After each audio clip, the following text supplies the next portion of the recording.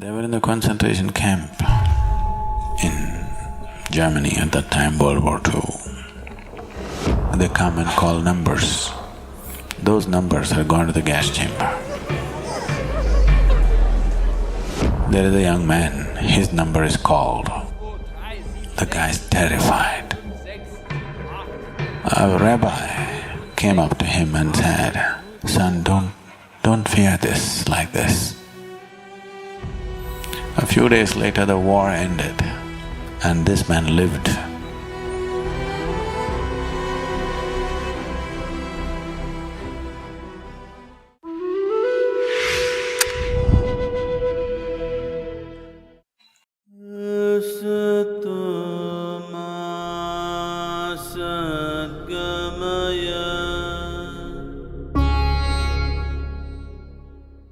It's a very beautiful incident that happened.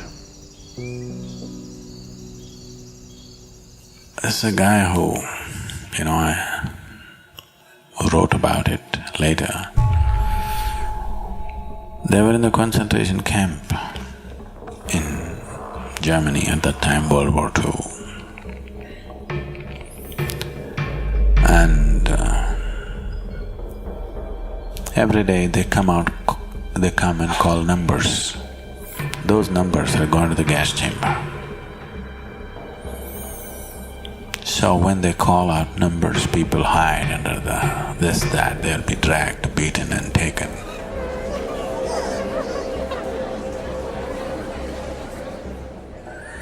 It's a horrible thing. So you don't know, tomorrow your numbers may be called. Every day they live in terror. Tomorrow it could be my number. Because they have a certain capacity for the gas chamber. They can only take that many numbers per day. And also for the world, they don't want to look like a whole concentration camp died in one day. They died slowly out of sickness and illness and this and that. So every day 15, 20 numbers will be called and they have to go.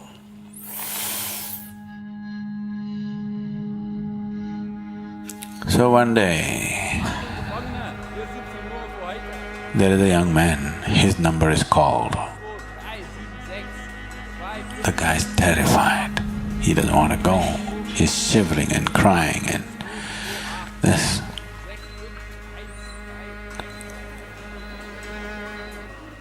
A rabbi came up to him and said, "Son, don't fear this like this."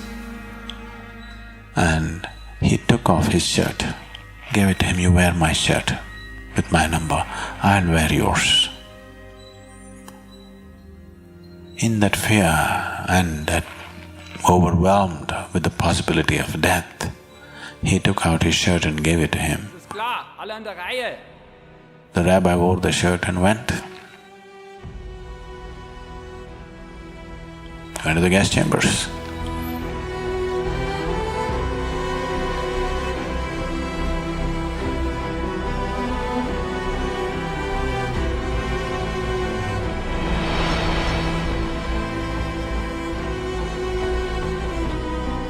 A few days later, the war ended and this man lived. And, somebody actually wore your shirt and went. He could have lived.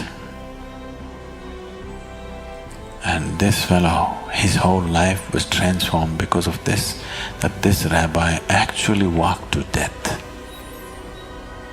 knowing fully well where he's going, no chance. When a man is like this, for him attaining is no problem. He doesn't have to go and die in the gas chamber. But just being like this, that I'm willing to keep myself aside and do what's needed right now, just very casually, no big fanfare about it. Now for this man, knowing the ultimate is not far away, it is very simple. Gautama said, when you're really hungry, when you badly need food, if you give away your food to somebody else, you will become stronger, not weaker.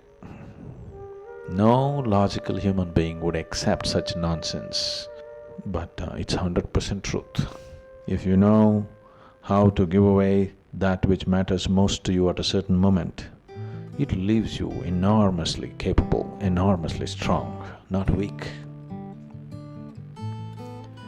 To have that strength to give away what matters to you is not a small strength, it's a tremendous strength, isn't it? To give away things which don't matter to you, that means nothing. To give away that which matters most to you is everything, isn't it? Right now, what matters most to you is yourself, of course, isn't it? You say, no, my child, my husband, my wife, it's not true. What matters most to you is yourself, isn't it? If you can give yourself up, if you can just throw yourself into something, not because it is going to buy you a ticket to heaven, not because you will realize mukti out of it, not because of anything, simply to give away. You know, Ramana said, Atmagnanam ati sulabham. Knowing the ultimate, self-knowledge is the easiest thing. It is, if you know how to keep yourself aside.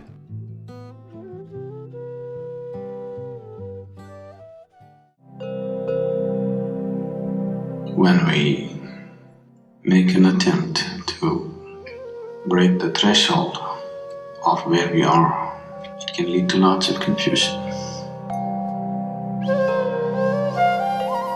For those aspects for which you have no answers, I will answer. Just deepen the question. Just make the question very intense within you. I will take care of the answer.